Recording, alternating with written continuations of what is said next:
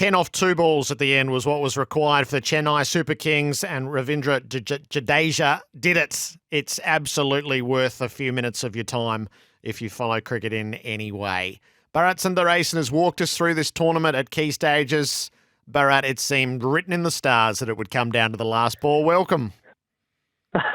It just had to, Gerard. It just had to. If you get invited to a party in India, there are no, unlike other parts of the world, you're not told when the party is going to end. You just have to stay till it ends. And 1:30 is pretty early. I think the party is still going on in India. Most people I've spoken to haven't slept through the night. They're just watching replays of what just happened. And I heard you talk about Succession, and I won't give any spoilers here of the finale. I did watch it just before the IPL final began.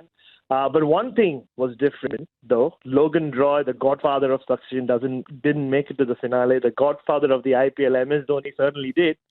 And he ended up as a winner once again. I'm going to ask you about Dhoni in a moment because you're his biographer. You know that story so well. But just the exploits of Jadeja at the end. So 10 off 2 balls to win. It was a rain-shortened match. He hits the second last ball for 6, and then it's a lovely glance off the final ball for 4. I mean, he's been a superstar of Indian cricket for the last few years in particular, almost on par with Virat Kohli in terms of the influence he's had with bats and ball. And he's had his ups and downs with Chennai Super Kings. Don't forget, a couple of years ago, MS Dhoni relinquished captaincy and Jadeja took over, and Chennai had a bad time. And midway through the season, Dhoni took back his captaincy. And there was a lot of talk, Gerard, before the last season that, Jadeja is parting ways with Chennai. He's had enough. He wants to move elsewhere. But MS Dhoni convinced him to stay back. And he's pulled off this final in style. And it was a splendid last over till that point. Mohit Sharma, I mean, who said the Yorker has gone out of vogue, right? He was nailing his Yorkers. They needed, 13 of the last over, and it came down to 10 of 2 because Mohit bowled a brilliant last over. And then, then that 6 is what set it off. Just missed his length slightly. And then missed his line end length. And if you can get Ian Bishop screaming like that at 1:30 a.m., then you know something very exciting is happening. So how, I just think what Virat Kohli's innings at the MCG was that night and how that reverberated around India. How will Jadeja's heroics reverberate over the next couple of days, knowing that they're about to fly to England? No, I mean, that's the thing with Indian cricket. They will celebrate it. Like I said, the celebrations have already begun. And at this point now, it's no longer just a case of only Chennai fans celebrating this victory. The IPL is, while it does divide, fandom to an extent, eventually the final is watched by everyone. It's a little bit like the grand final, but I don't think the AFL grand final here, but they're not as parochial fans as you might find with the footy clubs here. So once that final is over, this final will be replayed over and over again. And it was running in movie theaters, it was running in pubs, and everything stayed open in India last night. And I think it'll be celebrated till the first ball is bowled in that World Test Championship final. And then everything shifts, the focus shifts. So that's why cricket is so big. And like you said, I mean, whatever happened last night, even if it meant dragging it to 3 a.m., they would have changed the rules and made sure there was a finale like that and a climax like that. MS Dhoni, so what sort of crowning moment is this for him? Look, he's pretty much won every title there is in world cricket, right? 50-over World Cups, T20 World Cups, ICC Champions Trophies, many IPLs. But this is a different stage of his life. I mean, he is not a full-time cricketer, let's face it. Nobody knows what he does when he's not playing cricket, but that's the enigma of MS Dhoni. He just disappears, and then he just appears again for the IPL and pulls these kind of sort of miracles off. And just the sight of him while the last ball is being bowled, Gerard, his head bowed down, he's not even looking up. And one of the many things that stood out from my journey in discovering MS Dhoni when I wrote the book was one of his friends told me, just look at him. The living in the moment thing is it's not just a thing that people say, but with him, it's a reality. Look, he'll always keep taking deep breaths. He lives every moment. And that's what he was doing, right? And I think he was more or less convinced that this was his last season. But just listening to him talk to our friend Harsha Bhogle in the end, I think he wants to go, but it almost feels wrong that, or in his head that he's going now. And he rarely shows emotion or speaks about getting emotional.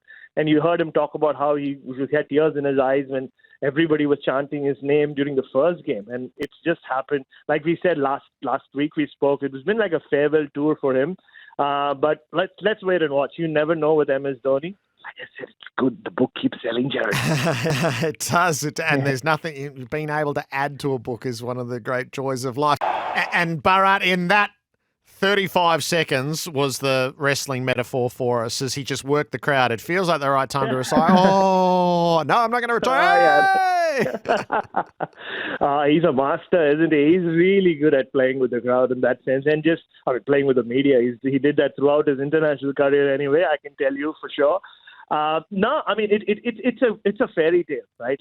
It's one of those cliches. Who writes his scripts? But in MS Dhoni's case, he writes his own scripts. He believes so strongly in his destiny. A lot of successful people in India believe a lot in astrology and palmistry and all that. The one thing I learned about him is, he comes from a part of the world where palmistry is big, but he never has ever shown his palm to anyone because, like he says, I believe in my own destiny. And I think his decision will come down to whether he really feels, in a cricketing sense, he has anything else to contribute to Chennai Super Kings. And that announcement, even if he does retire before that, will come just through an Instagram post or something just before the IPL auction. So the final finished after 1:30 in the morning, and then one of the longest ceremonies in sports history. Like if you're fooling around this afternoon and you've got time to spare, 20 awards. It felt like the Oscars in the wee small hours, and a random assortment of categories: game changer of the final and tournament, striker of the season, MVP, most fours, longest six, the orange and purple caps for most runs and most wickets, and maybe the highlight, the pitch and ground award. And this was shared between Eden Gardens and Wankhede Stadium. Welcome to India, Gerard. Look, I think there's this massive return gift business market in India. Any party you go to, you always get return gifts. I think that's how these things work. But look, that also tells you the number of sponsors the IPL gets. And we've spoken a lot during the last couple of months about how big this IPL was. I mean, in terms of the advertisers, this is the most number of advertisers on television and digital put together in the 30s, if I'm not mistaken. 40% raise in the viewership all across TV and digital.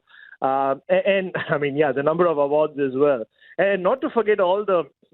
and look, this is turning into almost a cricket Super Bowl, right? They had a mid-innings show, despite the fact that they knew rain's coming. Yes. They said, no, we still need to go through with our rap show. And then the whole lighting and the mid show, which had highlights of the tournament being played on the big screen on the ground. So, it is such a big party, to be honest. And it's grown. 2008 is when I came into the industry, Gerard. The first IPL was just about finishing. Nobody would have thought that it would last this long, to this extent, and to be one of the major players in world sport, but it certainly has. You're about to pack up and head to England. How big do you think the World Test Championship is going to be as Australia and India go at it on neutral territory? It's intriguing to start with, right? It's so unique, this World Test Championship final, because unlike in any other sport or any other league, it just it's separated from everything else. I mean, generally, we just spoke about the IPL final. It finishes after 2 months of constant IPL action. But this is almost, it just exists, right? The World Test Championship final. It hasn't grown on me yet just because of that. It just feels like a one-off match rather than a big final. And don't to forget, England and Ireland are starting a test match just before that as well. So there'll already be test cricket going on in London while we prepare for this. But I think if you're a cricket tragic, it's a great game to build up to because you don't know what to expect. Australia, for me, hold the aces because of the conditions and because their two key batters have spent the last 1 month in England. So has Pujara. I think, look, if India wins, it becomes even bigger, obviously, like most things in cricket. But a great opportunity for Australia to kind of really set the England tour rolling. by winning a world title. And someone like David Warner has always said he wants to keep playing till he can win world titles for Australia. Here's his chance. Bharat, it's been great to have you talk us through the IPL throughout the season, and can't wait to be for you to be part of our SEN Test cricket coverage, the World Test Championship, and then the Ashes. Travel safely. We'll talk to you in England. Thank you so much, Gerard. And always remember, if you get invited to a party in India, don't tell your wife when you're coming back. You never know. Beautiful. Bharat Sundaresan there. Raj is in Sunbury. Hello to you, Raj. Yeah, good morning, Gerard. How are you? Excellent, thank you. Gerard, I just love that segment you just had with Bharat Sundaresan. But I just wanted to say a couple of things. My wallet took a big hit this morning. I stayed up all night, obviously, watching the cricket. But when there was 10 runs to get, the super over was out of question. The batsman on strike was Jadeja, and I thought of a certain person who gave him his nickname. That certain person, of course, was Shane Warne. And I said, this rock star is going to do it, yep. Which he did.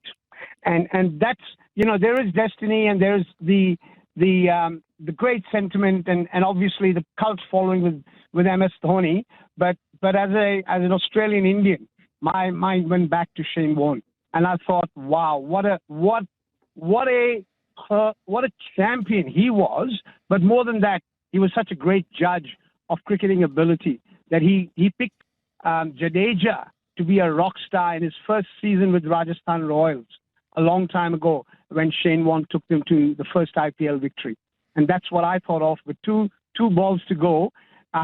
Even though my wallet was going to take a hit, I said, no problems. I just bet you he'll hit a 6 and a 4, which he just did.